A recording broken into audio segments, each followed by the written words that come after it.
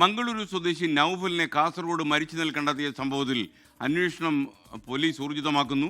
Train തട്ടിയുള്ള മരണമെന്ന forensic സർജന്റെ പ്രാഥമിക report പരിഗണിക്കാതെ Karnataka police അന്വേഷണം തുടരുകയാണ്.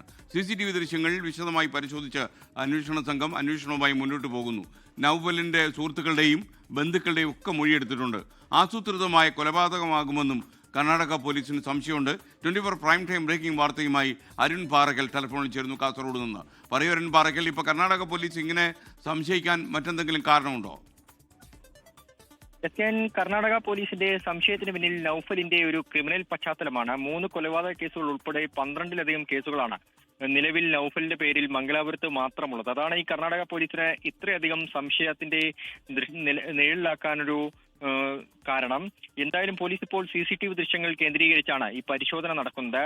തലപ്പാടി മുതൽ ഉപ്പള ഗേറ്റ് വരെയുള്ള 100ലധികം CCTVകൾ കേരള പോലീസ് പരിശോധിച്ചു കഴിഞ്ഞു. ഇഴകീറി പരിശോധിക്കുകയാണ്. നൌഫൽ കേരളത്തിലേക്ക് എന്തിനു വന്നു, എപ്പോഴെത്തി, എങ്ങനെയാണ് എത്തിയത് എന്ന കാര്യങ്ങളൊക്കെ തന്നെ പോലീസ് പരിശോധിക്കുകയാണ്. നൌഫലിന്റെ സുഹൃത്തുക്കളുടെയും ബന്ധുക്കളുടെയും മൊഴി നിലവിൽ രേഖപ്പെടുത്തി കഴിഞ്ഞു. കർണാടക കേന്ദ്രീകരിച്ചാണ് പ്രധാനമായും അന്വേഷണം നടക്കുന്നത്. പ്രത്യേകിച്ച് ഈ മംഗലാപുരത്തിന്റെ അപ്പുറത്തേക്കാണ് അന്വേഷണം നടക്കുന്നത്. നൌഫലിന്റെ ക്രിമിനൽ പശ്ചാത്തലവും നൌഫലിന്റെ കേസുകളും ഒക്കെ മംഗലാപുരത്തിനപ്പുറമാണ്. അതാണ് പോലീസിനെ ആ ഭാഗത്തേക്ക് ഈ ഒരു അന്വേഷണമായി എത്താൻ കാരണം. മരണകാരണം ട്രെയിൻ തട്ടിയത് മൂലമാണെന്നാണ് പ്രാഥമികമായി പോസ്റ്റ്മോർട്ടം റിപ്പോർട്ട്. ഫോറൻസിക് സർജനും അക്കാര്യം തന്നെയാണ് വ്യക്തമാക്കിയത്. അതുകൊണ്ട് കേരള പോലീസ് ട്രെയിൻ തട്ടിയതാണ് മരണകാരണം എന്ന് പറയുന്നുണ്ടെങ്കിലും അത് അംഗീകരിക്കാൻ കർണാടക പോലീസ് ഇതുവരെയും തയ്യാറായിട്ടില്ല.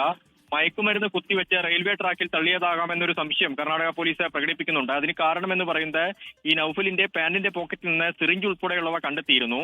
അതുകൊണ്ടാണ് കർണാടക പോലീസ് ഇത്ര ശക്തമായ രീതിയിലുള്ള ഒരു അന്വേഷണവും ഇത് കൊലപാതകമാവാം, ആസൂത്രിതമായ കൊലപാതകമാവാം എന്നൊരു നിഗമനത്തിലേക്കും എത്താൻ കാരണം. എന്തായാലും CCTV കേന്ദ്രീകരിച്ച് പരിശോധിക്കുന്നുണ്ട്. ഉടൻ തന്നെ ദുരൂഹത അഴിയുമെന്നാണ് മനസ്സിലാക്കാൻ സാധിക്കുന്നത്. അരുൺ പാറക്കലാണ് ടെലിഫോണിൽ ഉണ്ടായിരുന്നത്. ലോകത്തെവിടെയായാലും ഏത് സമയത്തും 24 വാർത്തകളും ഓഗ്മെന്റഡ് റിയാലിറ്റി പാക്കേജുകളും എക്സ്പ്ലെയിനറുകളും വിശദമായി കാണാൻ ഞങ്ങളുടെ YouTube ചാനൽ നിങ്ങൾക്ക് സബ്സ്ക്രൈബ് ചെയ്യാം.